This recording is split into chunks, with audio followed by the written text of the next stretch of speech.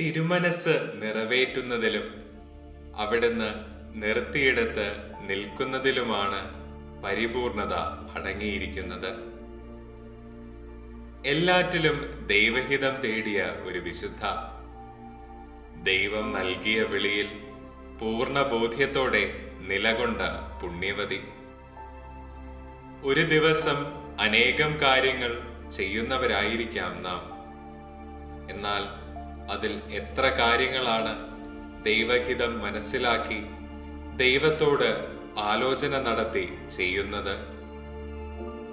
ജീവിതത്തിലെ ചെറുതും വലുതുമായ കാര്യങ്ങളിൽ ദൈവഹിതം തേടാൻ വിശുദ്ധ കൊച്ചുത്രേസ്യ നമ്മെ പ്രചോദിപ്പിക്കുന്നു. ദൈവത്തോട് ആലോചന നടത്തുന്നതൊന്നും പരാജയപ്പെടുകയില്ല. ഇനി പരാജയപ്പെട്ടാൽ തന്നെ അവിടുത്തെ അനന്ത നന്മ നമ്മെ ഉപേക്ഷിക്കുകയില്ല.